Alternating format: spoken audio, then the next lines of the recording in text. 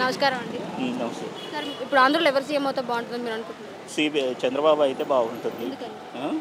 Develop అవుద్ది. జగన్ అయిందంటే తెలంగాణకు మంచిది. సంక్షేమ పథకాలతో పాటు జనాల్ని బాగా ఆకర్షించుకున్నారు కదా, ఇప్పుడు ఆ జనాలు కూడా సంక్షేమ పథకాలు నవరత్నాలు సగం అని చెప్పి. ఏది ఊరికి 100 మంది ఉంటే 20 మందికి ఇస్తేనే సంక్షేమ పథకాలు అవుతాయా? ఎట్లా అవుతాయి?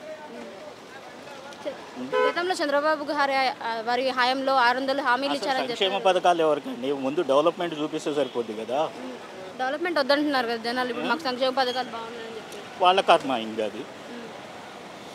ఈసారి కూడా జగన్ని గెలిపించుకోమనండి. తెలంగాణలో మంచి రియల్ ఎస్టేట్ అన్నీ బాగుపడతాయి. నమస్కారం అండి.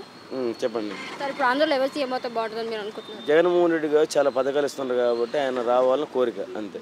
ఇప్పుడు రాష్ట్రాన్ని మొత్తం అప్పుల పాలు చేసేసానని చెప్పేస్తున్నారు, అది కూడా ప్రజలది సొమ్ము తీసుకొని చేస్తున్నారు అంటున్నారు కదా మరి. అది కొంతమంది ఒపీనియన్, అంటే వేరే వాళ్ళ ఒపీనియన్. కానీ మాకైతే తెలిసింది ఏంటంటే కింద స్థాయిలో చాలా బాగా చేస్తున్నాయి, అది నా ఒపీనియన్. ఇప్పుడు మరి మిడిల్ క్లాస్ వాళ్ళకి కూడా ఇబ్బంది అని చెప్పేసి అని అంటున్నారు కదా, ఇప్పుడు ఈ సంక్షేమాలు నవరత్నాలు ఏవైతే ఉన్నాయో. అది ఏం లేదు, మామూలుగా నేను కూడా మిడిల్ క్లాసే. అలాంటిది ఎప్పుడు ఎక్కడ నాకు కనపడలేదు. కాకపోతే కొంతమంది కావాల్చుకొని చెప్పుండొచ్చు, అలాంటి వాళ్ళకి నేను చెప్పలేను కదండి. తీసుకొని కూడా కొంతమంది ఏం చేస్తున్నారంటే కొంతమంది బెదిరించు కావాల్చుకోను చెప్తున్నారు. అవన్నీ నేను డైరెక్ట్ చెప్తున్నాను, అందరూ కూడా హ్యాపీగా ఉన్నారు అంతే, నో ప్రాబ్లం.